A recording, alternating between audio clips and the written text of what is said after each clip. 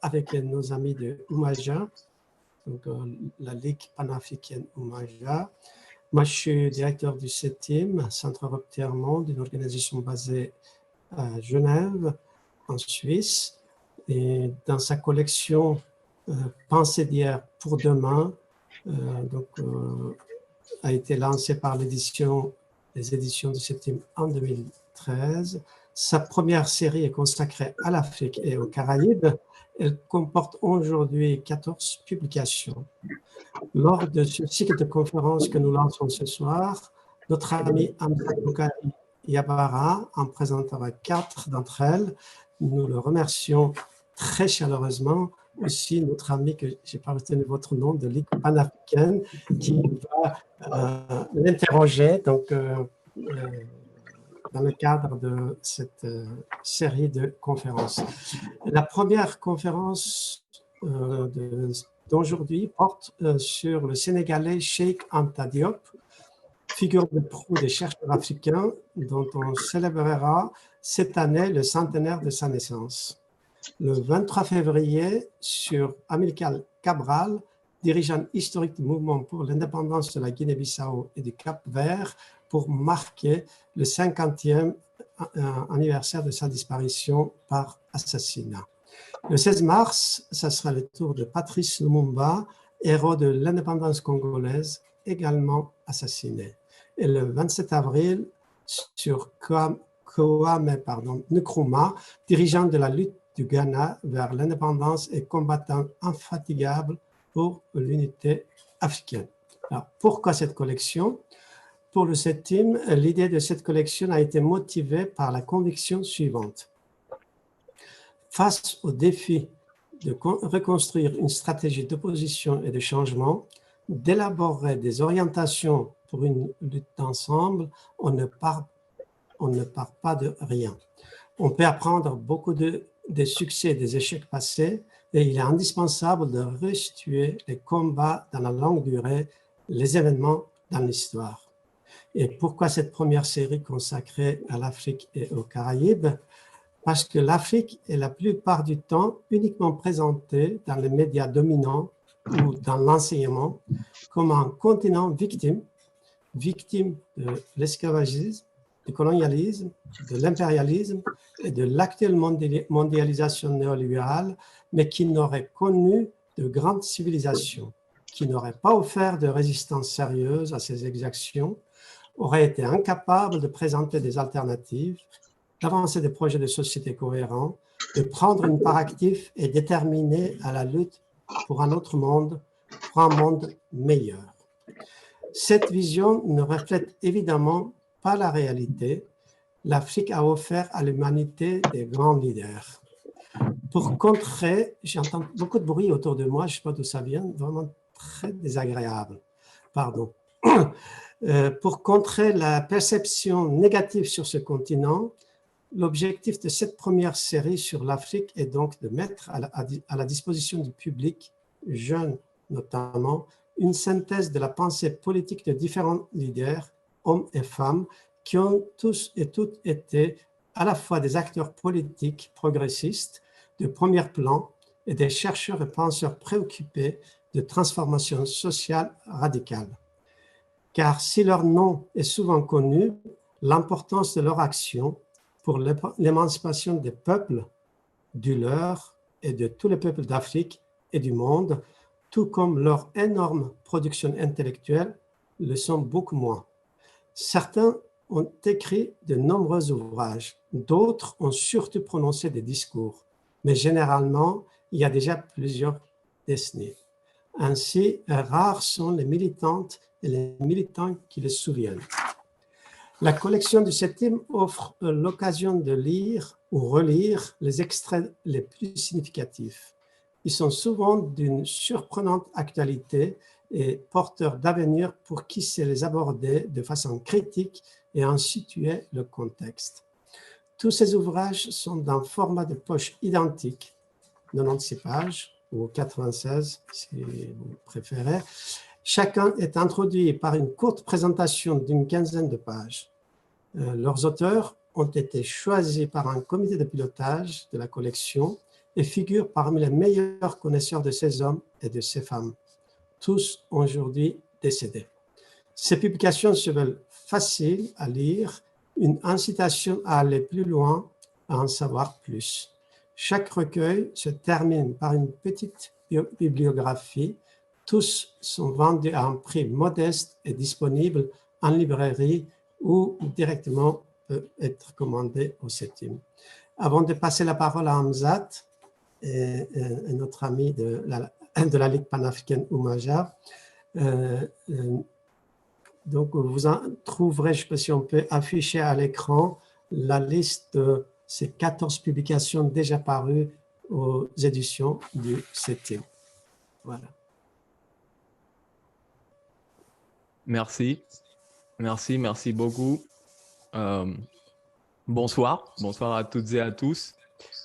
Je me présente, je m'appelle Fernando Cardenas, je suis membre de la Ligue panafricaine Umoja. Bienvenue à ce cycle de conférences en ligne. Ce live vous est offert par la Ligue panafricaine Umoja. La LPU est une organisation internationale dont l'objet est la promotion du panafricanisme qui vise la création des États-Unis d'Afrique et la renaissance africaine. Et le Centre Europe Tiers-Monde, ONG basée en Suisse, qui est aussi centre de ressources et maison d'édition. Je voudrais avant tout remercier les auditeurs, tous ceux qui sont connectés, mais aussi ceux qui écouteront ça peu importe quand, un peu plus tard, demain, peu importe. Merci beaucoup. N'hésitez pas à partager les liens et à poser des questions, dans le chat. À la fin de la conférence, nous reviendrons sur les questions et nous répondrons à toutes les questions si possible. Ce soir, nous allons détailler un de nos grands historiens panafricains, le grand Cheikh Anta Diop. Et pour cela, nous avons ici avec nous le Dr Hamzat Boukari Yabara. Je vais vous laisser vous présenter. Oui, bonsoir. Donc, je suis Hamzat Boukari Yabara, je suis historien, je suis le préfacier de l'un des ouvrages de cette collection du CETIM, celui qui est consacré à Kwame Nkrumah, puisque je travaille précisément sur la question du panafricanisme depuis une quinzaine d'années. Et je suis également président de l'organisation qui co-organise avec le CETIM cet événement, donc la Ligue panafricaine Umoja. D'accord, merci beaucoup. D'accord, donc nous allons commencer. Bon, avant tout, Dr Hamzat, pourquoi et comment est née l'idée de ce cycle de conférences? L'idée de ce cycle de conférences, elle rejoint ce que Melik Osden a dit un peu en introduction, c'est-à-dire qu'il y a beaucoup de penseurs et d'acteurs des luttes passées qui ont laissé des écrits qu'il est important de faire connaître au grand public et à la jeunesse, notamment les nouvelles générations de militants. Et dans le contexte justement des luttes africaines qui constituent la majorité de la production des œuvres du CETIM dans cette collection, il me semblait important de mettre l'accent sur ce travail de théorisation des luttes et aussi sur les différents ouvrages qui sont les résultats de synthèse de la pensée de figures qui ont énormément écrit ou produit. Sur Cheikh Anta Diop, vous avez des milliers et des milliers de pages. Donc, résumer Cheikh Anta Diop en 96 pages, c'est quelque chose d'assez impressionnant. Si vous voulez, c'est comme aujourd'hui ceux qui font des capsules TikTok de 3 secondes pour vous expliquer un problème immense. Ben là, c'est pareil, sauf que c'est sur un ouvrage. Donc, comment résumer en 96 pages les pensées de Cheikh Anta Diop, de Kwame Nkrumah, de Patrice Lumumba, de Frantz Fanon, d'Amilcar Cabral? C'est vraiment un défi auquel les contributeurs de cette collection se sont attelés. Et ça montre qu'on peut aussi avoir de la synthèse qui se fasse dans le domaine du livre, dans le domaine, je dirais, de l'édition. Et donc, c'est un peu ça qui m'a motivé, je dirais, pour me tourner vers cette collection qui, je trouve, est trop peu connue par rapport à ce qu'elle représente vraiment comme ressource. Un autre élément, c'est que cette année, on célèbre et commémore plusieurs événements. Donc, c'était rappelé les 50 ans de l'assassinat d'Amilcar Cabral, le centenaire de Cheikh Anta Diop, les 60 ans de l'Union africaine, donc, qui font référence notamment à la figure de Kwame Nkrumah. et puis Patrice Lumumba, qui est un personnage omniprésent dans cette histoire-là. Et donc, il me semblait intéressant de mettre l'accent sur la question panafricaine, qui est le fil qui relie plusieurs des figures de cette collection-là, et aussi de proposer en fait un cycle qui permet aussi de donner un itinéraire à des lecteurs qui ne savent pas forcément par où commencer, par où entrer dans cette histoire. Donc là, on a choisi 4 figures. Donc, Cheikh Anta Diop pour débuter, donc un historien, Amilcar Cabral, qui est un ingénieur agronome et un poète et militant révolutionnaire qui a pris les armes, et ensuite Patrice Lumumba, qui a été un homme d'État et Premier ministre de son pays, et enfin Kwame Nkrumah, qui est vraiment le champion du panafricanisme, celui qui a poussé le plus loin, je dirais, ce concept-là. Donc l'idée du cycle, c'est aussi de donner, je dirais, un fil de lecture aux personnes qui vont nous suivre, et aussi les amener, je dirais, à anticiper les prochaines séances en lisant justement les petits ouvrages de 96 pages du CETIM, qui sont vraiment très importants, très intéressants et qui sont pas très chers par rapport à ce que ça apporte en termes de contenu.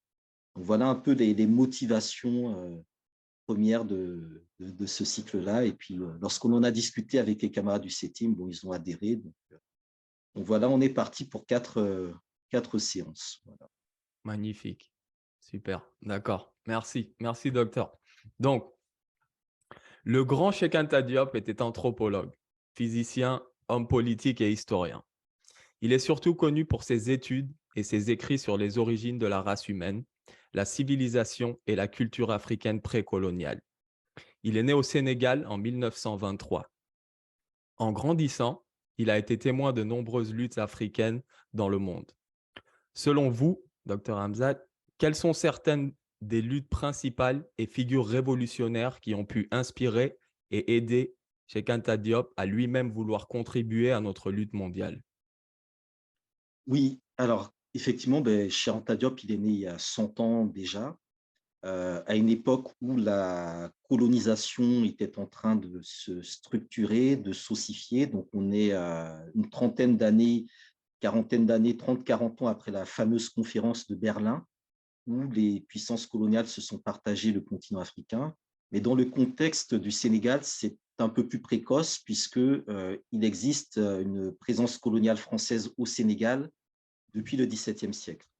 Mais ce qui s'est passé, c'est que dans la seconde moitié du XIXe siècle, via des figures comme Faidherbe, le colonialisme français s'est développé et a conquis davantage de territoires en Afrique de l'Ouest, en créant notamment des institutions et des structures coloniales, dont le fameux régiment des tirailleurs sénégalais, qui en fait étaient souvent captifs affranchis, mais aussi l'école des otages, qui est l'embryon de ce que sera plus tard l'école coloniale. Et donc, par rapport à toute cette colonisation qui était, on dirait, une agression culturelle, il y a eu au niveau du Sénégal un certain nombre de résistances, au niveau de toute l'Afrique de l'Ouest, des résistants qui ont, je dirais, marqué l'histoire. On pourrait parler de Samori Touré, on pourrait parler de Lat Dior, on pourrait parler des femmes du Wallo.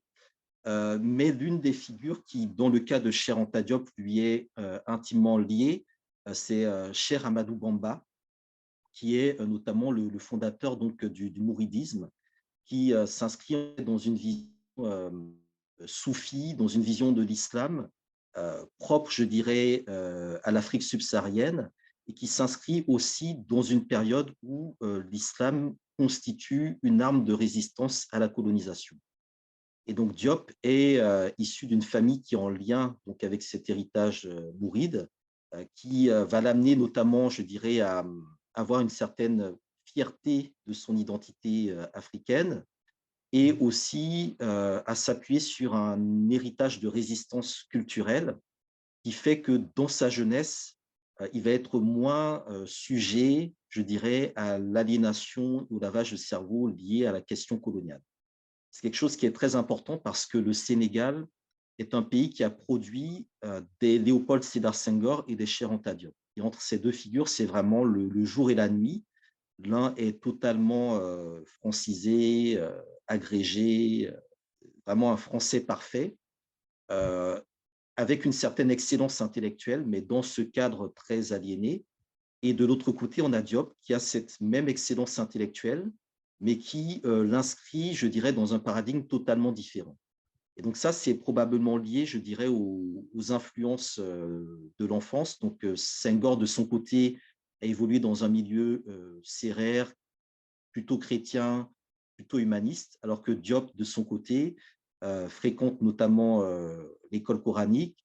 Lorsqu'il se retrouve à l'école coloniale puis au lycée Gaston Berger, il développe déjà au lycée Faidherbe, il développe déjà une forme de réticence au savoir colonial qui est liée, je dirais, à ses influences familiales et qui est liée aussi, je pense, au fait que dans les années 30, fin des années 30, début des années 40, on voit se développer au Sénégal, mais aussi en Gambie, et ça passe notamment par la Gambie, un courant qui vient des États-Unis, qui est porté par la figure de Marcus Garvey, qui est le garvéisme. C'est-à-dire qu'on sait qu'à l'époque, dans les années 30-40, il y avait des antennes de l'UNIA qui étaient présentes en Gambie, qui étaient présentes en Sierra Leone, qui tentaient de s'installer au Sénégal et qui étaient combattues par le système colonial français. Donc ça aussi, c'est un élément, je pense, qui a sans doute joué, je dirais, dans l'environnement dans lequel il a évolué, qui est, je dirais, un environnement de résistance culturelle dont il va, je dirais, émerger par la suite. D'accord. D'accord. Merci, docteur. Donc, lorsque nous parlons de panafricanisme, beaucoup de personnes se laissent entraîner dans le nationalisme ou le tribalisme, tout en disant que nous, les Africains, sommes trop différents pour nous unir. Je pense que pour chaque différence, il y a une similitude et nos différences ne doivent pas nous empêcher de nous unir tant que notre idéologie est établie. En quoi pensez-vous que le travail de Cheikh Anta Diop peut nous aider à comprendre la nécessité et la possibilité d'une telle unité? Alors, la question de l'unité, elle est présente dans les travaux de Cheikh Anta Diop, elle est présente dans sa réflexion scientifique et politique. Elle est présente aussi dans sa sensibilité anticoloniale. Je pense que la question de l'anticolonialisme est un des volets qui est peut-être pas suffisamment mis en avant dans la pensée, la réflexion et l'action de Cheikh Anta Diop. Et l'un des éléments aussi qui est très important, je dirais, c'est un peu son parcours. Je pense que j'ai peut-être pas suffisamment développé. Lorsqu'il arrive en France, donc après la Seconde Guerre mondiale, il fait partie des Africains qui ont pu bénéficier de bourses dans le système colonial et qui ont compris l'importance, je dirais, comment dire, de constituer des groupes de solidarité dans la diaspora.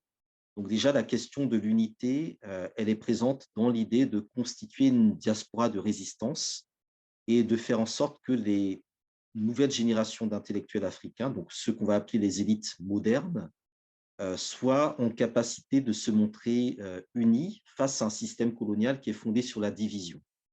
Et donc ça, c'est quelque chose qui va amener Diop à s'engager dans le militantisme dès son arrivée en France, dès 1946. Il va rejoindre notamment l'association des étudiants du Rassemblement démocratique africain, donc le RDA qui avait été créé en octobre 1946 à Bamako, pour notamment de figures comme Félix Houphouët-Boigny, Modibo Keïta, Ben Oumiobi un peu plus tard, etc. Et 4 ans plus tard, il y aura la Fédération des étudiants d'Afrique noire en France. Et donc Diop va évoluer en parallèle à ses études et ses recherches, dans une perpétuelle recherche de la construction d'une unité africaine au niveau des étudiants, au niveau des militants africains. Donc ça, c'est vraiment, je dirais, le cadre militant de départ. Ensuite, à travers ses travaux, il va également s'intéresser à la manière dont on peut penser l'Afrique de manière systémique, dont on peut penser l'Afrique de manière unifiée, et surtout dont on peut, je dirais, reconstituer la manière dont le continent africain a été démantelé par le projet colonial. Le principe de la colonisation, ça a toujours été de diviser pour mieux régner. Ça a toujours été d'exacerber les différences entre Africains, de jouer sur le sentiment ethniques, sur les différences linguistiques. Et tout au long du 19e siècle, on a une anthropologie coloniale qui se développe, qui accompagne le projet de colonisation, qui étudie les sociétés africaines et qui les déhistoricise, c'est-à-dire qui sort ces sociétés-là de l'histoire et qui également leur enlève, je dirais, leur unité en les classant, les classifiant et les hiérarchisant. Et c'est par cette division scientifique et intellectuelle que se met en place plus tard des appareils de domination administratifs, politiques, économiques et sociaux qui vont créer ce qu'on appelle le tribalisme, c'est-à-dire le fait de mettre en avant une identité ethnique construite comme étant, je dirais, un moyen de contrôle ou de domination politique ou économique d'un peuple sur un autre. Et donc ça, Diop, on a eu conscience relativement tôt, à travers son militantisme au niveau du RDA, à travers les débats qu'il avait avec d'autres étudiants de l'époque, hein, donc autour de ces questions-là, et la recherche de l'unité culturelle de l'Afrique va être, je dirais, n'était pas l'un des objectifs, mais va apparaître ensuite comme l'une des conditions de la décolonisation du continent africain. La décolonisation, l'indépendance ne peut se faire sans penser la question de l'unité de l'Afrique, puisque la colonisation s'est fondée précisément sur la division du continent africain. Donc, du coup, la question de l'unité, elle est, comment dire, elle est vraiment structurante dans, je dirais, la finalité politique de l'œuvre de Diop. Elle est également structurante dans la manière dont il va, comment dire, articuler et reconstituer des éléments d'africanité en partant, donc, on en parlera sans doute plus tard, justement, de la question notamment de l'Égypte et du bassin donc, du Nil, la manière dont cet espace de structuration d'une unité culturelle de l'Afrique, dont on peut remonter aux origines, et en remontant aux origines, on peut justement mieux se projeter, je dirais, dans l'avenir. Donc, c'est ça qui est assez intéressant avec Diop, c'est qu'il est vraiment actif dans une période, les années 50, où il y a à la fois des idées nationalistes, des idées, donc nationalistes, l'idée d'avoir une nation sénégalaise, ivoirienne, camerounaise, etc., des idées fédéralistes, qui sont d'avoir une nation ouest-africaine ou continentale, et des idées tribalistes qui sont beaucoup plus soutenues par le système colonial. Et donc s'attaquer, je dirais, au fondement de la désunion des peuples africains, c'est apporter une contribution scientifique à la lutte politique contre le colonialisme et comment dire, et au débat politique pour aller à l'indépendance dans l'unité. Et ça, c'est quelque chose qui est constamment présent là. Et je pense que c'est vraiment important de comprendre que tous les étudiants qui étaient en France après 1954 ont quasiment tous lu Nation, Nègre et Culture. C'est-à-dire que quand on regarde les archives, les mémoires de tous ces militants-là qui ont lutté pour l'indépendance, quand on regarde ce qui était au menu des clubs de lecture, c'était les travaux de Cheikh Anta Diop. Donc, on ne peut pas comprendre les positions politiques, les débats politiques qui ont lieu par la suite, si on ne se penche pas sur les lectures des militants politiques de l'époque. Et c'est en ça que la question de l'unité, telle qu'elle est posée par Cheikh Anta Diop, est là, je dirais, une continuité politique par la suite. Et c'est en ça que la question comment dire, de la similitude et des différences, elle va être posée. Faut-il aller à l'indépendance de manière séparée? Faut-il aller à l'indépendance ensemble? Et si on va à l'indépendance, sur quels critères, sur quels facteurs va-t-on fonder cette unité? Et c'est là que l'œuvre de Cheikh Anta Diop apparaît.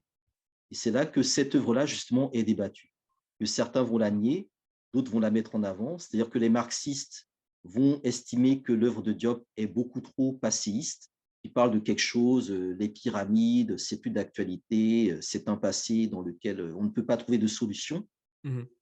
Et les nationalistes eux vont estimer que la pensée de Diop n'est pas de nature à penser justement un projet de libération, un projet libéral.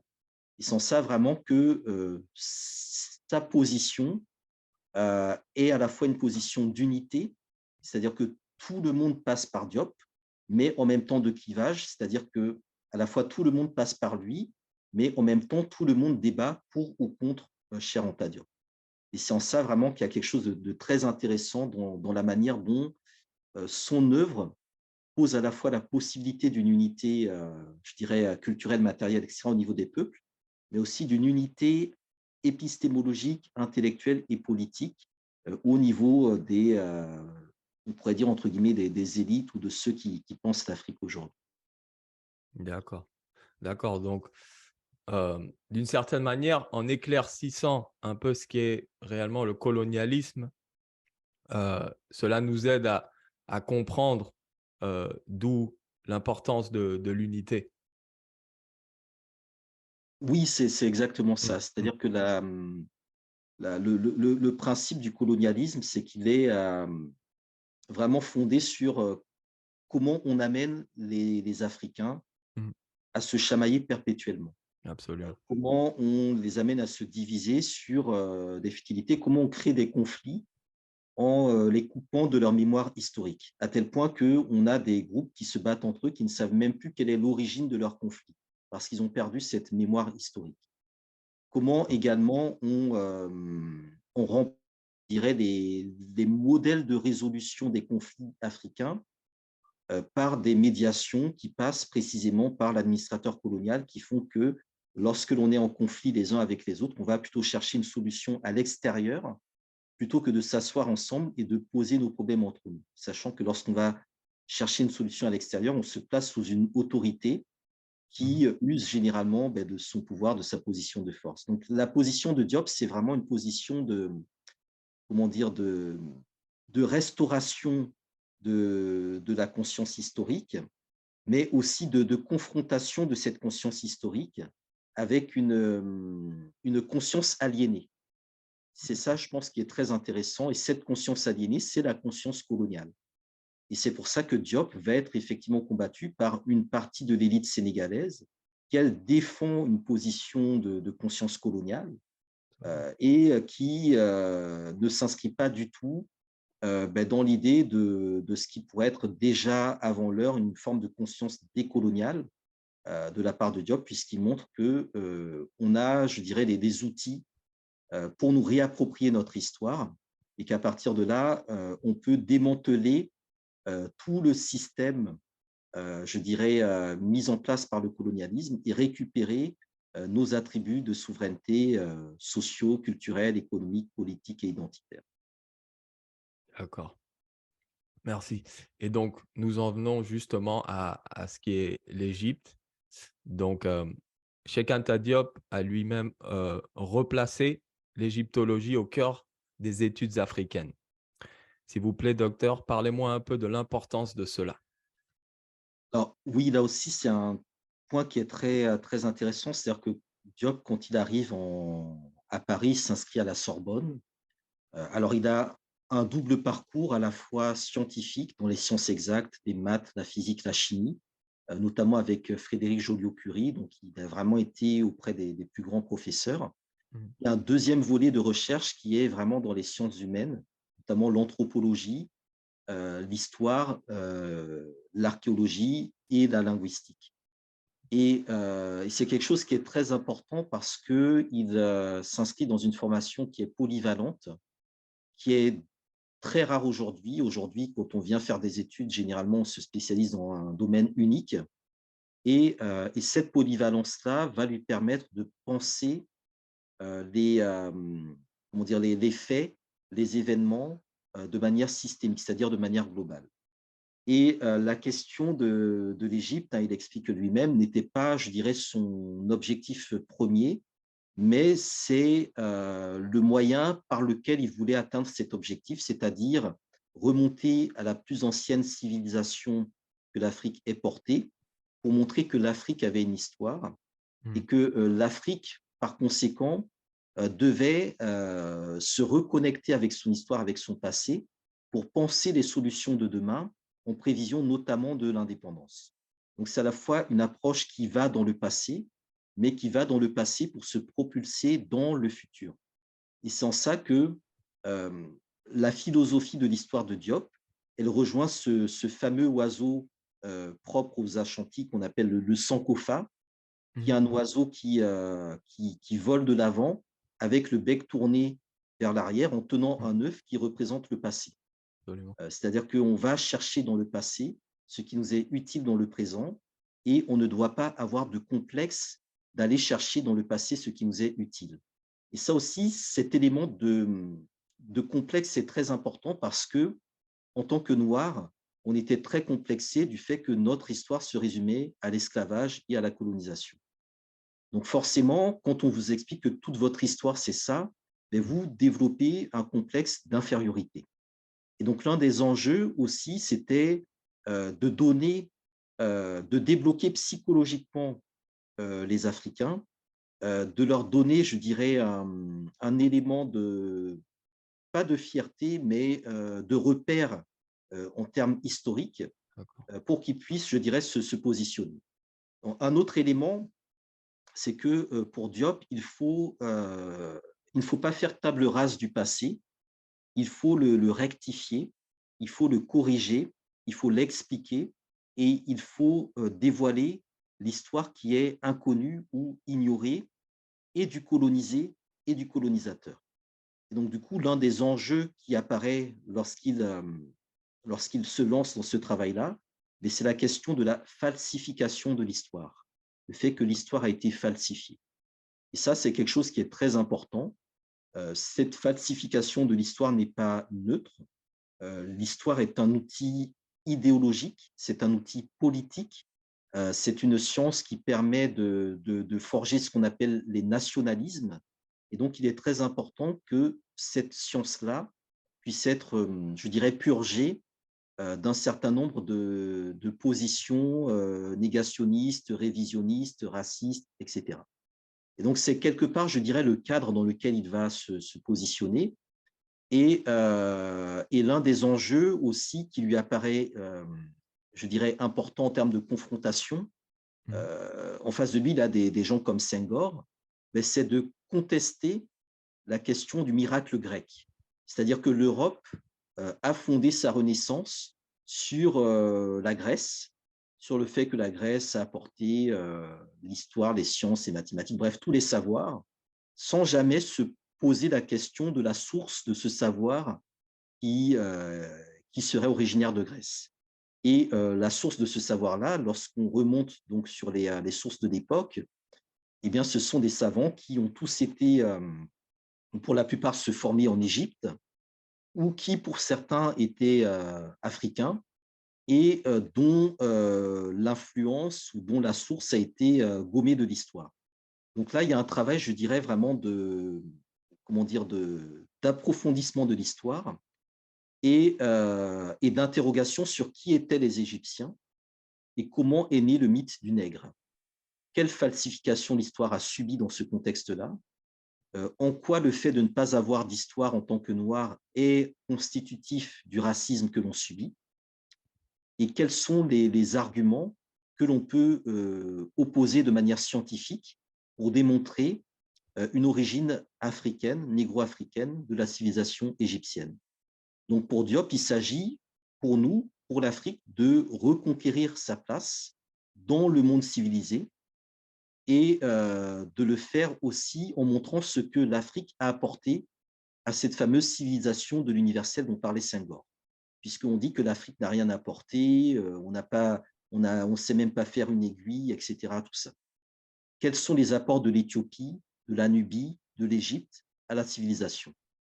Ensuite, un autre élément, c'est fonder une continuité historique entre l'Égypte ancienne et l'Afrique, notamment l'Afrique noire, qui est aussi une continuité, entre guillemets, géographique, puisque l'Égypte des années 50 ou l'Égypte d'aujourd'hui n'a, je dirais, sociologiquement ou démographiquement rien à voir avec l'Égypte de l'époque.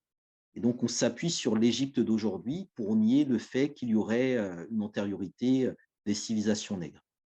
Et donc, pour ce faire, il va utiliser une méthodologie pour resituer donc, dans la vallée du Nil l'origine des peuples dispersés à travers l'Afrique, des peuples que l'anthropologie coloniale présente comme étant des tribus sans lien les uns avec les autres, qui seraient donc incapables de s'entendre entre eux.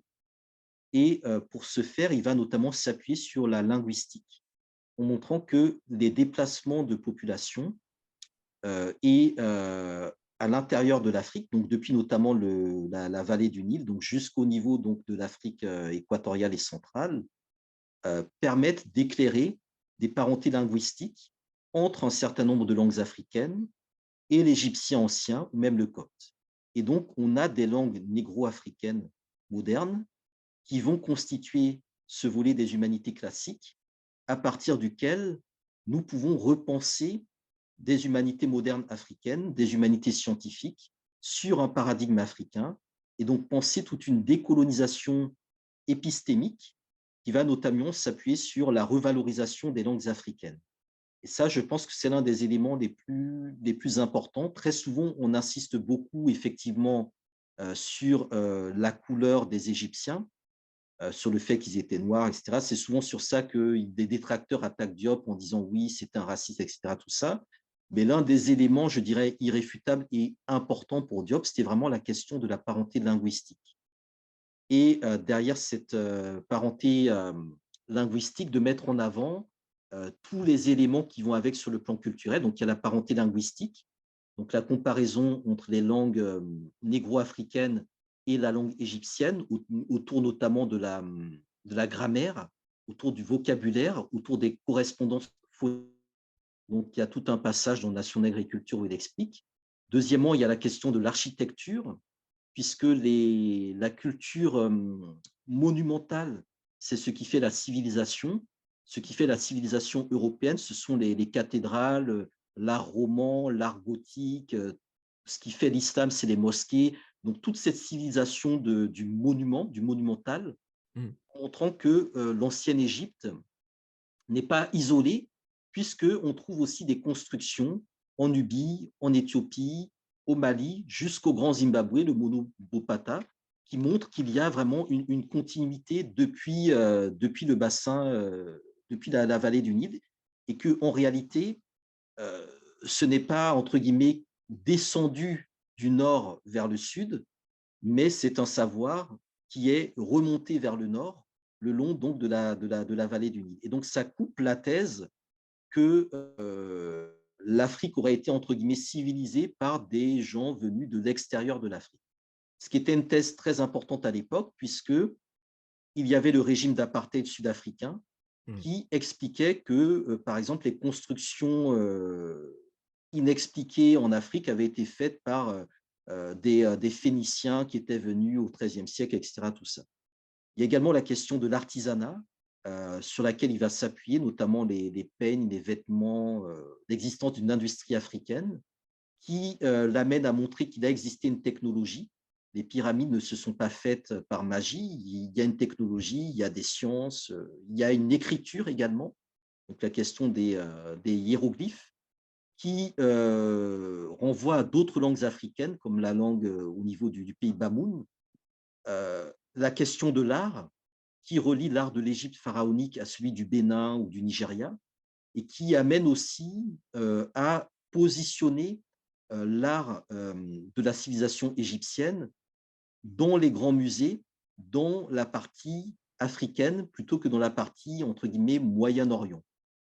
Donc, vraiment, ces arguments culturels sont importants. Ensuite, il y a des arguments sociologiques, où il va évoquer la question du matriarcat, la question du totémisme, la question de la religion, la question de la royauté, la question de l'initiation propre à l'Égypte, des arguments anthropologiques sur notamment comment les philosophes et les historiens grecs et latins de l'époque ont donné des témoignages sur à quoi ressemblaient les Égyptiens, sur également des références à Hérodote, qui est quand même le père de l'histoire, sur l'iconographie, donc les sculptures et les peintures. Donc, on voit des hommes qui sont peints en noir, et puis on a des savants qui vous disent non, en fait, ils ne sont pas noirs, ils ont été peints en noir, mais c'est une allégorie, en réalité, ils n'étaient pas noirs. Et bon, bref, voilà. Et puis des arguments historiques sur tout simplement l'évolution d'un certain nombre de traditions. Donc, le travail de Diop va vraiment être un travail, je dirais, de toilettage d'une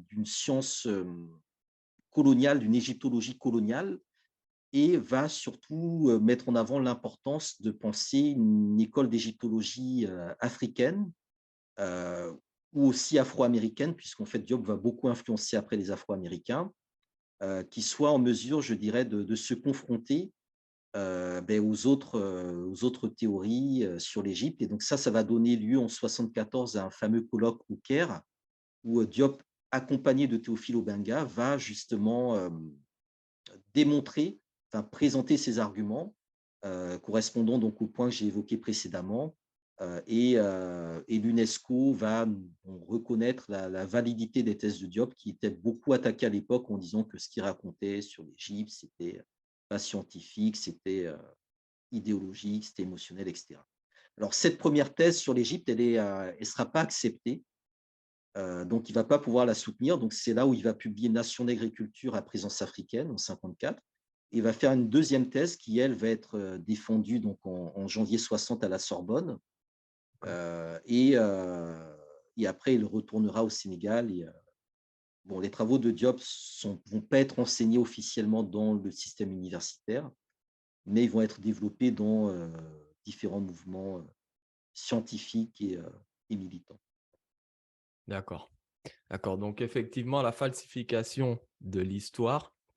Donc aujourd'hui, la plupart de nos enfants sont induits en erreur à l'école, surtout en ce qui concerne l'histoire. Quelles sont quelques-unes des meilleures œuvres écrites par Cheikh Anta Diop que vous introduiriez dans les programmes scolaires afin d'éclairer notre jeunesse et pourquoi? Je pense que toutes les œuvres de Cheikh Anta Diop doivent être vulgarisées, doivent être adaptées à un public jeune. Alors, Diop, c'est l'une des figures qui est la plus discutée par la jeunesse africaine, qui est la plus citée, la plus brandie en référence. Je ne suis pas certain que tous ceux et toutes celles qui le citent l'ont réellement lu ou l'ont réellement étudié. Donc, il y a Probablement. vraiment différents niveaux. Il y a ceux qui, effectivement, travaillent concrètement sur l'œuvre de Cheikh Anta Diop. Donc, c'est, je pense, on va dire une cinquantaine, soixantaine de chercheurs africains compétents, excellents, qui maîtrisent vraiment les travaux de Diop, et un peu plus si on prend les Afro-Américains. Et après, une approche plus militante qui n'est pas forcément dans les conditions, je dirais, de creuser l'œuvre de Diop, et à laquelle on doit justement apporter ces éléments de vulgarisation. Pour moi, Nation d'agriculture doit être, je dirais, découpée en plusieurs fascicules à l'attention de la jeunesse, et notamment par rapport à la question notamment de l'écriture. Je pense que la question de l'écriture, de la maîtrise des humanités classiques est quelque chose qui est à part. L'écriture et la lecture. Un autre qui renverrait peut-être, je dirais, aux travaux scientifiques, aux questions de datation, des questions de périodisation sur lesquelles Diop a travaillé, la dimension plus scientifique, ou même de physique-chimie qui me semble importante, qui peut être aussi vulgarisée pour comprendre les temporalités, puisque les enfants qui vont à l'école classique, on leur apprend qu'il y a la période contemporaine, il y a les temps modernes, il y a le Moyen Âge, et il y a l'Antiquité. Mais c'est des temps occidentaux qui n'ont pas de sens par rapport à l'histoire de l'Afrique. Et donc, lorsque on prend Diop, ça permet comment dire, de donner beaucoup plus de profondeur historique à cette jeunesse, et à ne pas s'arrêter, je dirais, à l'Antiquité, qui commence généralement avec Rome et la Grèce. Donc, Nation d'agriculture peut être, à mon avis, découpée sur ces points-là en des fascicules, je pense, pour je dirais, les 6-13 ans.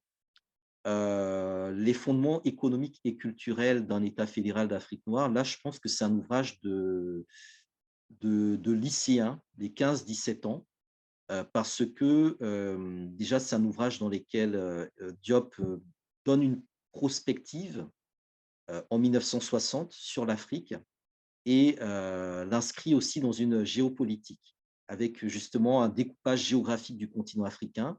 Et donc, je pense que cet ouvrage de Diop serait très intéressant comme la base des futurs manuels de géographie des lycéens africains.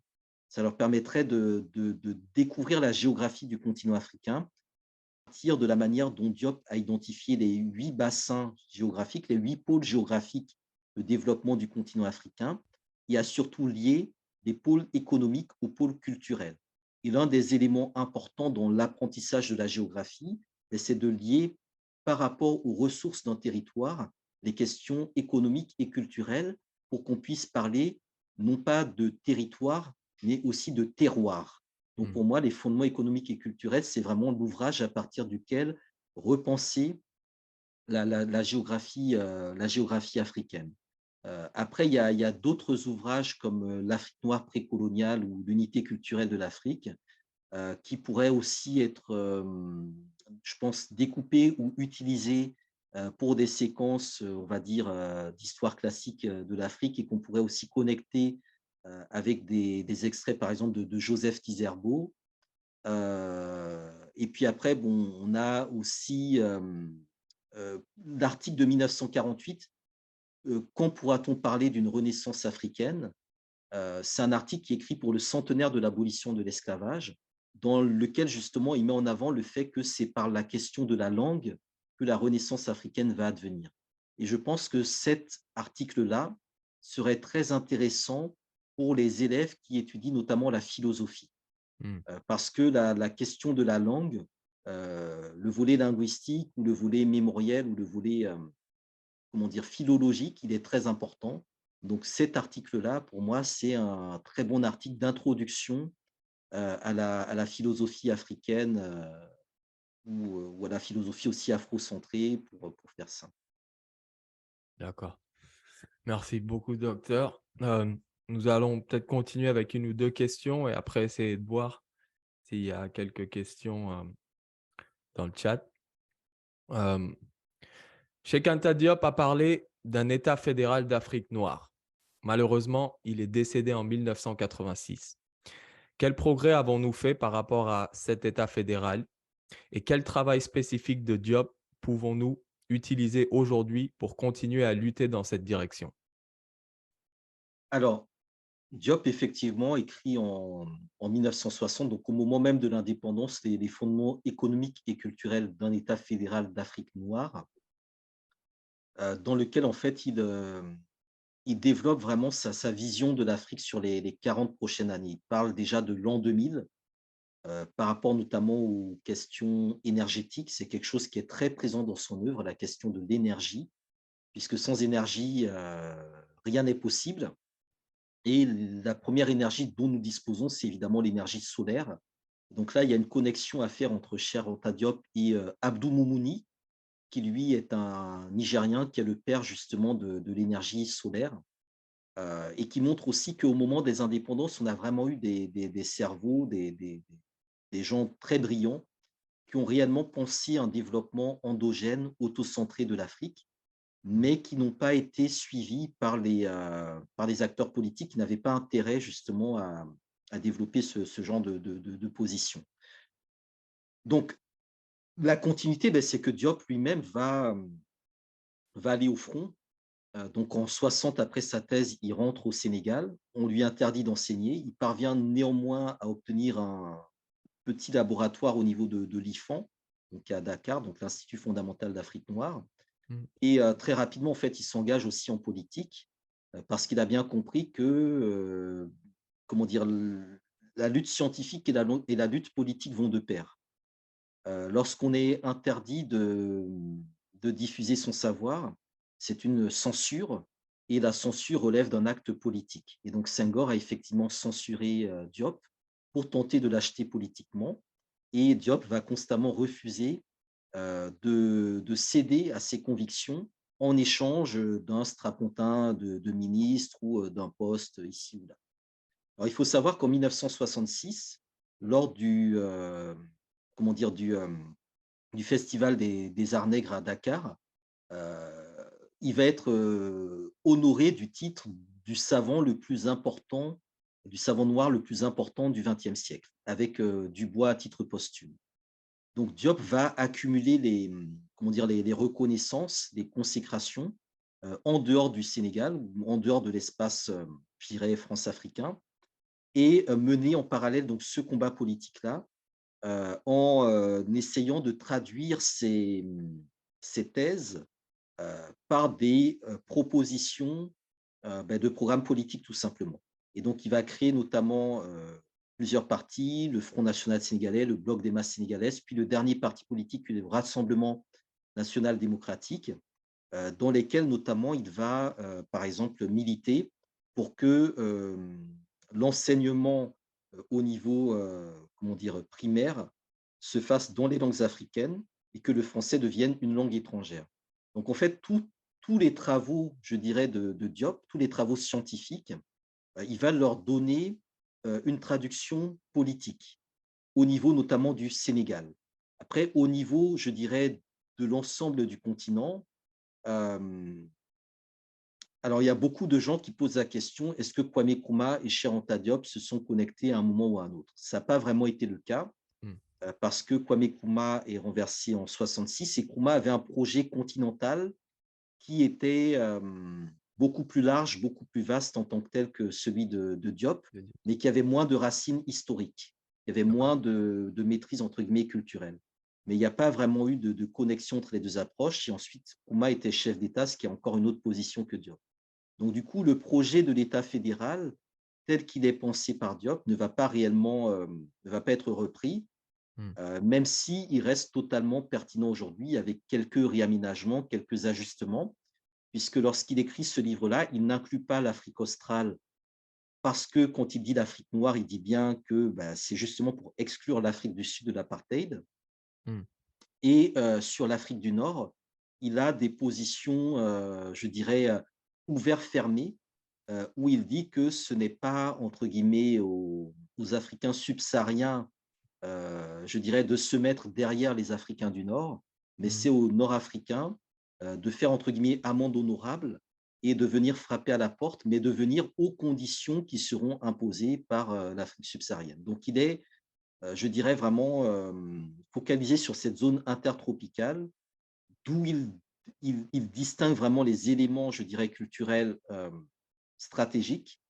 Et derrière, il y a évidemment un projet politique, mais qui ne verra pas le jour du fait des circonstances politiques en question. Donc, le parti de Diop est finalement autorisé au début des années 80. Il sera brièvement élu député, mais grosso modo, aujourd'hui, on est dans la reprise du projet de l'État fédéral avec des ajustements, avec une actualisation. Et du point de vue de la théorie, du point de vue des thèses, on est toujours dans quelque chose de totalement pertinent et cohérent. D'accord. Exactement, oui, Théophile Obenga a aussi mis cette thèse-là, on va dire, au jour. D'accord. Donc, je vous pose encore une question et on va passer au chat. Alors, Cheikh Anta Diop a dit un jour, l'avenir des peuples noirs sera basé sur la compréhension et le fait de savoir interpréter l'histoire. En tant qu'historien, vous-même, Dr Hamzat, pourriez-vous, s'il vous plaît, développer cette citation?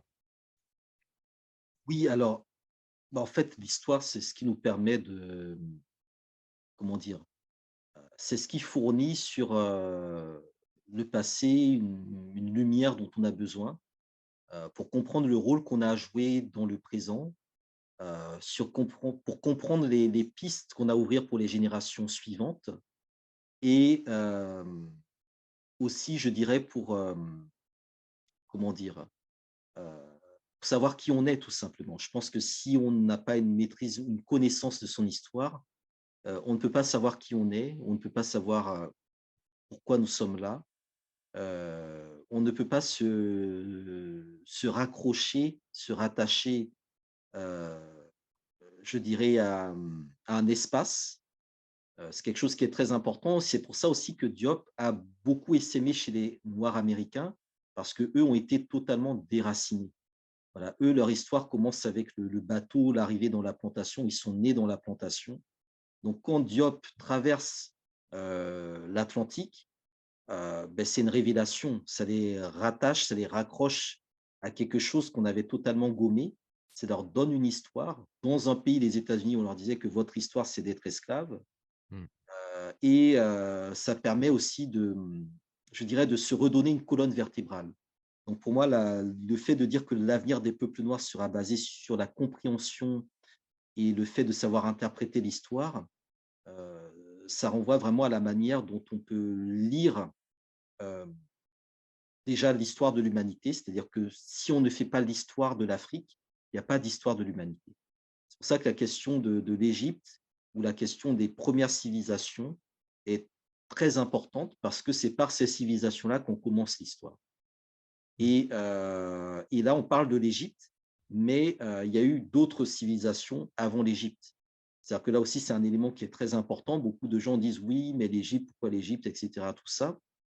L'Égypte apparaît comme civilisation parce qu'on entre dans le domaine de l'écrit et qu'on est face à des sociétés occidentales, une science historique occidentale qui considère que l'histoire commence avec l'écrit.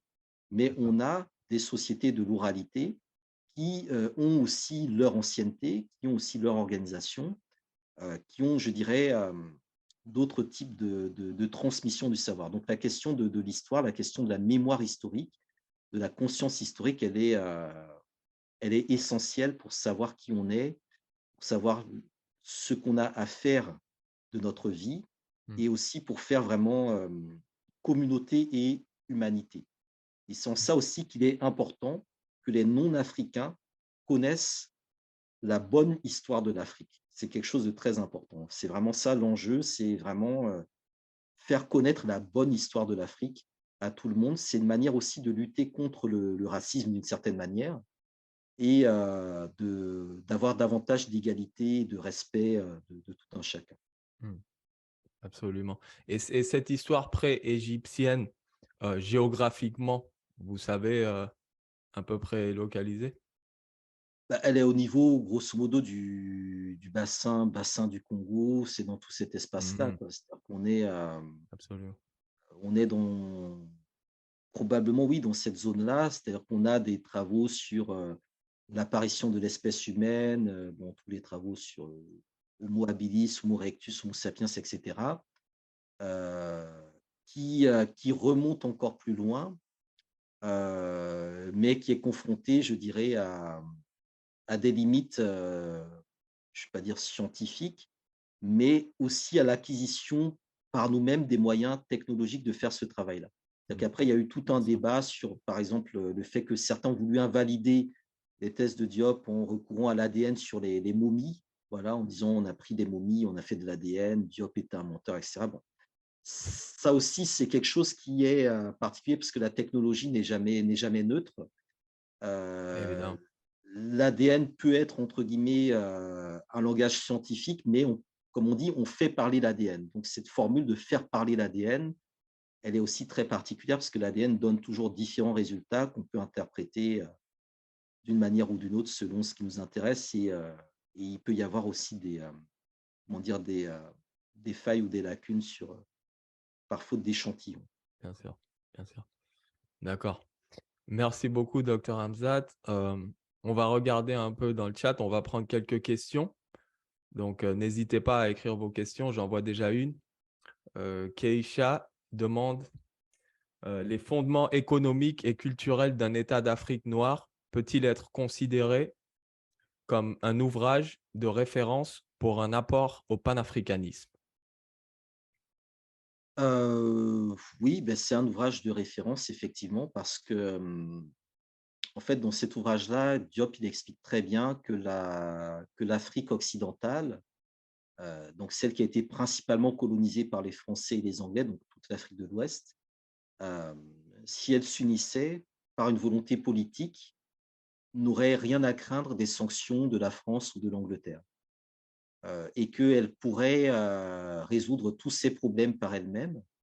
Donc il y avait vraiment, je dirais, une démonstration de ce que pourrait donner le potentiel africain si on le mettait dans les mains des Africains. Donc, c'est un ouvrage qui est à la fois programmatique, qui pose une prospective et qui est, je dirais, une orientation politique dans la mesure où il concerne vraiment toute l'Afrique. C'est-à-dire qu'on a un intellectuel sénégalais qui pense toutes les régions du continent africain et qui pense aussi comment connecter ces régions les unes aux autres. Donc, il y a déjà une réflexion sur les moyens de transport, sur comment diversifier les sources d'énergie, donc la question de l'hydraulique, la question du thermonucléaire, la question de l'éolien, la répartition des industries sur l'échelle continentale. Donc, pour moi, c'est un document qui est, je dirais, parfois plus avancé que ce que des bureaux d'études aujourd'hui produisent en termes de réflexion sur le potentiel continental panafricain. Puis après, il y a aussi le lien entre l'unité politique qu'il met vraiment en avant avec le fédéralisme en disant que ce n'est pas un enjeu de prestige de parler de fédéralisme ou de panafricanisme, c'est vraiment un enjeu de survie. Et là aussi, c'est quelque chose qui est très important parce que lorsqu'on a fait l'OUA, c'est-à-dire l'Organisation de l'Unité africaine, les États africains qui se sont mis ensemble dans une même organisation, ils ne l'ont pas fait par survie, ils l'ont fait par prestige, en disant, voilà, nous allons montrer que nous sommes unis de manière prestigieuse, parce qu'il y avait aussi l'influence de Haïlé Sélassie, le prestigieux empereur d'Éthiopie, alors que Nkrumah, lui, appelait à faire l'unité par survie. Et l'unité par survie nécessite de s'unir avec ceux qui veulent aussi survivre, et pas avec ceux qui veulent se suicider. Et donc là, il y a un enjeu réel dans le projet fédéral, qui est de dire qu'on doit se fédérer avec ceux qui sont sur notre même ligne de vision. Et donc, si on fait un saut dans l'actualité, lorsque le Mali et le Burkina Faso disent nous, on voudrait peut-être aller vers la fédération, on est sur deux pays qui sont attaqués par le terrorisme et le djihadisme, qui ont exactement les mêmes problématiques climatiques et environnementales, qui, par souci de survie, ont vocation justement à penser le principe d'une fédération. Non pas par prestige, pour, je dirais, montrer, regardez, nous, on fait l'union, etc., pour répondre à la France ou je ne sais quoi, mais par survie. Et là aussi, on a besoin, je pense, de revenir à un panafricanisme de survie, plutôt qu'un panafricanisme de prestige qui, parfois, est un peu, je dirais, déconnecté des priorités, des enjeux, des réalités. Donc, Cheikh Anta Diop, c'est vraiment quelqu'un qui est assez terre-à-terre, qui pense vraiment le concret, qui pense vraiment le pratico-pratique. C'est vraiment quelqu'un de scientifique. Et on a besoin vraiment de ce panafricanisme scientifique qui repose sur une rationalité, sur une rigueur, et non pas juste, entre guillemets, sur du prestige, sur construire des ensembles qui seraient vides de contenu. Donc, on est vraiment sur le contenu, peut-être plus important finalement que le contenant. D'accord. D'accord. Merci, docteur. Merci, Keisha, pour la question. Nous avons une question ici de Charles Fay. C'est une double question. Donc, comment expliquer le peu de reconnaissance à l'égard de Diop dans son propre pays, à part l'université de Dakar qui porte son nom? Et ne peut-on pas faire une corrélation entre les travaux de Diop et de Fanon concernant l'aliénation culturelle? Oui, alors sur l'aliénation culturelle avec Fanon, il y a évidemment un parallèle. Ils sont contemporains, ils se sont probablement lus, pas forcément croisés directement, mais en tout cas, ce sont des lectures parallèles. Fanon écrit Peau noire, masque blanc, pareil, dans la première moitié des années 50, un peu avant Nation nègre et culture. C'est un peu le réseau de présence africaine, même si Fanon n'y était pas totalement. Après, c'est des positions qui sont, je dirais, assez, qui peuvent être différentes sur certains aspects. C'est-à-dire que Fanon avait une analyse qui posait la question de l'aliénation, mais qui en même temps appelait à ne pas se complaire dans le passé, qui appelait vraiment à l'action révolutionnaire, qui appelait, pour moi, Fanon, c'est un urgentiste. C'est quelqu'un qui dit il faut agir, il y a une urgence, c'est la lutte, il faut prendre les armes, il faut aller libérer l'Algérie, l'Afrique, Cuba, la Martinique, etc. C'est vraiment quelqu'un qui est dans l'urgence et le reconnaît dans son œuvre Les damnés de la terre, c'est urgent, il ne faut pas perdre de temps. Et il a eu une vie qui a été une vie d'urgence, il est mort très jeune, à 36 ans. Diop, lui, c'est vraiment la longue durée. Certes, on est dans un temps précis, mais le temps qui nous est imposé par l'Occident, c'est à nous de le dilater et de mettre l'Occident devant ses contradictions et devant ses falsifications, à travers notamment la question de l'Égypte ou de l'absence d'histoire de l'Afrique. Mhm. Quand Fanon renvoie à l'histoire d'avant la colonisation, il renvoie davantage aux figures comme Samori Touré, Bianzin, les résistants de la conquête coloniale, en disant qu'il faut que la conscience nationale africaine, issue des indépendances, s'appuie sur les résistants à la colonisation. Alors que Diop, lui, il va un peu plus loin dans les références. Donc, du coup, il y a des temporalités un peu différentes dans leur travail de désaliénation. Après, sinon, effectivement, dans la bibliothèque panafricaine, ils sont, je pense, enfin, ils sont dedans, ils sont vraiment dans les 10 ouvrages à lire, dans les 10 références en tout cas. Euh, Après, la question vis-à-vis du Sénégal, Mhm. bon, alors, elle est relative. C'est-à-dire que Diop est quand même, je pense que tout le monde au Sénégal connaît quand même Cheikh Anta Diop. C'est quand même une figure historique, internationale, mondiale, globale, etc. C'est quelqu'un quand même qui incarne une excellence africaine, mais une excellence en fait contestée dans le cadre colonial et néocolonial, et qui renvoie aussi à la particularité du Sénégal, qui est un pays qui a produit des élites de toute nature, des élites nationalistes, des élites marxistes, des élites panafricanistes, et en même temps une histoire idéologique très compliquée, très particulière, très différente de celle qu'on a pu voir dans d'autres pays africains, où Diop a été mis, je dirais, un peu dans comment dire, pas dans une impasse, mais dans un coin. Ça, c'est le premier élément. Le deuxième élément, je pense qu'il est aussi lié au fait que Diop ne s'est pas contenté de performer au niveau du Sénégal. C'est quelqu'un qui très rapidement a voyagé au Niger, au Cameroun, en Guadeloupe, aux États-Unis, etc. Donc, il avait, je dirais, une lecture intellectuelle et scientifique qui dépassait déjà le cadre du Sénégal. Donc, on est vraiment dans des figures qui... c'est un peu pareil pour Fanon. Fanon, quand vous allez en Martinique, vous parlez de Fanon. Bon, tout le monde connaît Fanon, mais il y a des gens qui lui reprochent en fait de ne pas être finalement un Martiniquais, parce que ce qu'il a fait, entre guillemets, connaître, c'est l'Algérie. Donc, du coup, il y a cette dimension-là qui est assez particulière, c'est-à-dire quelle est la bonne taille de ces figures vis-à-vis d'un pays, quand on sait que la pensée de ces figures-là dépassait le cadre territorial dans lequel on veut les inscrire.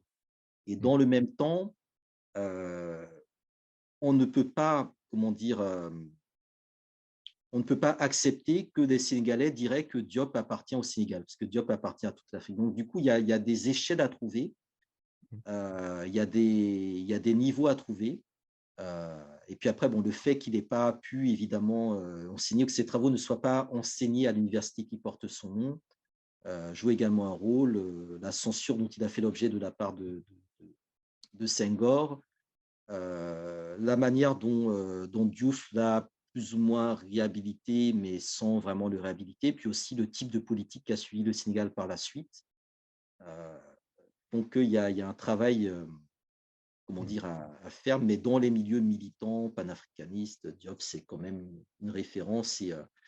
Et les marches qui sont organisées chaque 7 février, de Dakar à Tétou, où il repose, montre bien qu'il est quand même une figure centrale, quoi. Il est déifié, il y a un pèlerinage Il y a vraiment quelque chose qui est important à ce niveau-là. C'est la figure populaire et intellectuelle.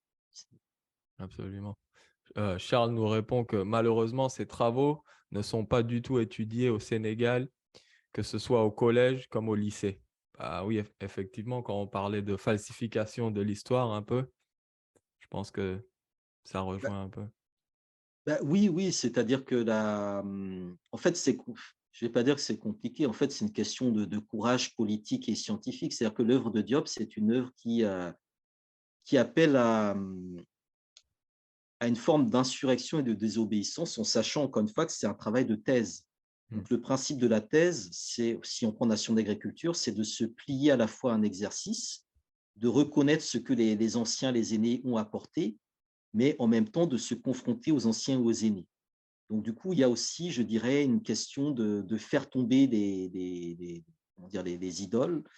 Il y a une question du rapport du maître à l'élève qui se pose à travers même la philosophie de Diop qui appelle l'élève à dépasser le maître. Donc, derrière ces notions-là, il y a beaucoup de choses, il y a beaucoup de sous-entendus, notamment sur la manière dont il conçoit différemment l'approche du développement. Et aussi la question, je dirais, de la Renaissance africaine, qui est quand même le thème central, je pense, de la philosophie de Diop. C'est comment cette Renaissance africaine-là, à travers l'éducation, se distingue totalement des concepts de développement tels qu'ils sont introduits dans les programmes scolaires des anciennes colonies françaises. Absolument. Ici, Bookman nous dit, c'est pas exactement une question, mais il nous dit qu'il a également eu une mise à jour par Théophile Obenga, un disciple de Diop, entre parenthèses, l'État fédéral d'Afrique noire, la seule issue 2012. Oui, il y a eu beaucoup d'actualisations. Il y a pas mal d'intellectuels, de savants sénégalais ou africains ou afro-américains qui ont poursuivi l'œuvre de Diop, l'œuvre intellectuelle et aussi scientifique, donc la recherche notamment. Alors, à la fois de manière, je dirais, non polémique, c'est-à-dire vraiment de manière purement scientifique, et à partir des années 90-2000, de manière contre-polémique, puisque des intellectuels ou des historiens ou des pseudo-historiens, notamment français, ont voulu remettre Diop sur la table en disant que Diop n'avait aucune validité scientifique et vont notamment l'attaquer à travers la question de l'afrocentrisme, comme il le disait à l'époque de manière erronée, en lien avec le fait qu'aux États-Unis, l'histoire africaine et l'histoire afro-américaine s'appuyaient sur certains de ces volets, notamment sur les travaux de Cheikh Anta Diop, ce qui contredisait les africanistes, c'est-à-dire les chercheurs français qui travaillent sur l'Afrique, donc principalement comment dire, dans une démarche assez coloniale ou néocoloniale. Donc Diop est, de manière posthume, est devenu vraiment un centre de confrontation entre ces différentes écoles historiographiques. Et c'est ça aussi qui va amener Théophile Obenga et d'autres à remettre une couche pour reclarifier à chaque fois les enjeux et l'importance de maintenir les acquis de Diop sur le fait notamment que la parenté culturelle entre l'Égypte pharaonique et les peuples actuels de l'Afrique subsaharienne est établie et validée scientifiquement, et que l'appartenance de l'Égypte à la culture mélano-africaine fait également partie des éléments sur lesquels un accord est, établi. D'accord. Merci beaucoup, Dr Hamzat. Je pense que j'aimerais, avant de revenir à vous, Dr Hamzat, j'aimerais demander à notre ami du Centre Europe Tiers-Monde s'il voulait rajouter quelque chose ou vous parler quelque chose sur son actualité. Et après, nous allons revenir vers vous, Dr Hamzat, avant de conclure. Non, je n'ai pas vraiment quelque chose à ajouter. Parce que quand on écoute Hamzat, ce qui est magnifique avec lui, c'est la clarté de ses propos.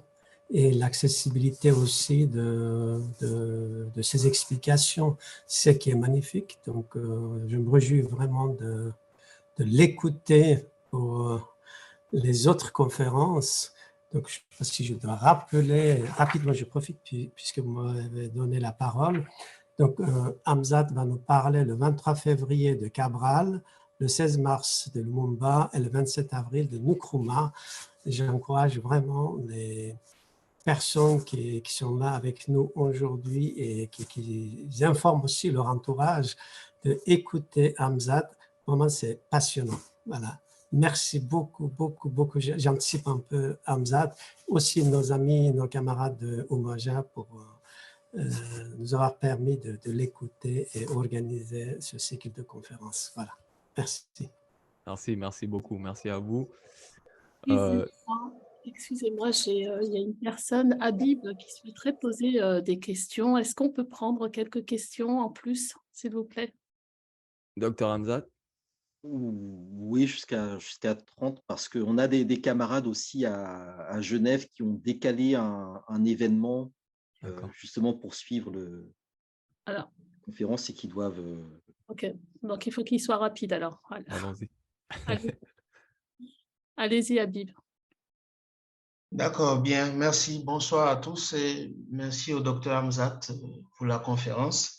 Alors moi, c'est une contribution d'abord par rapport au fait qu'il disait qu'on contestait à Cheikh Anta Diop le fait de mettre en avant les pharaons noirs. C'était juste une remarque pour dire que concernant les momies, c'est souvent un panel de momies qui est choisi. Ce n'est pas toutes les momies qui sont choisies. Et comme il le dit lui-même, une fois qu'on choisit des momies, qu'on fait parler l'ADN, en fonction de celui qui donne les résultats, c'est celui qui donnera le résultat qui dira ce qu'il veut faire savoir au reste du monde. Donc, se baser sur juste les momies pour contredire Cheikh Anta Diop, ce n'est pas, comme le docteur Hamzat le dit, ce n'est pas assez pertinent. Mais évidemment, il faut qu'il y ait des gens sur le terrain pour ça. Ça, c'était la remarque. La deuxième remarque, c'est que je crois en 2018, il y a eu un article sur l'homme de Djebel Irhoud, qui est un fossile qui a été trouvé au Maroc et qui date de 300 000 ans. Donc, la reconstitution de ce fossile-là a montré que c'était un homme noir, un Homo sapiens. Donc, tout cela vient encore pour conforter post-Cheikh Anta Diop sur cette thèse de l'origine de l'Afrique et tout le reste. Maintenant, concernant pourquoi le professeur Cheikh Anta Diop n'est pas assez étudié, je rappelle, je pense que le docteur Hamzat le sait, je rappelle que son laboratoire de radiocarbone à Dakar est méconnu. Pratiquement peu de gens savent qu'il existe un laboratoire, qu'on peut même le visiter et qu'on peut même envoyer des échantillons pour faire une datation. Et la datation ne coûte pas très cher. C'est-à-dire, si vous trouvez un échantillon au Sénégal, c'est 150 000. Si vous êtes hors du Sénégal, c'est 200 000 francs. Mais il n'y a pas vraiment d'informations sur le sujet. Il y a un peu une omerta dessus. Bon, je ne vais pas accuser, je ne vais pas dire que j'accuse des gens, mais il y a aussi une volonté, peut-être un manque de volonté politique de faire connaître la chose. Voilà, donc c'était ça que je voulais rajouter parce que je suis très passionné par le professeur et c'est suite à ça, je suis à Dakar, c'est suite à mes petites recherches que j'ai déniché le laboratoire, donc j'essaie de le faire connaître aussi. Voilà un peu. Super. Merci. Merci beaucoup, Habib. Docteur Hamzat, je vous laisse. Allez-y. Oui, je pense que les interventions qui ont été faites effectivement pour rappeler la manière dont Diop a été combattu sont assez intéressantes parce qu'en fait, on lui a reproché d'avoir, entre guillemets, voulu plier des résultats scientifiques à quelque chose qu'il voulait démontrer. C'est-à-dire qu'on lui a prêté des intentions qui étaient, je pense, beaucoup plus politiques et idéologiques de la part des Occidentaux, qui ont montré qu'eux n'ont pas, je dirais, la conscience tranquille. Et donc là aussi, c'est quelque chose qui est très important parce que les thèses de Diop les travaux de Diop sont véritablement des thèses et des travaux révolutionnaires.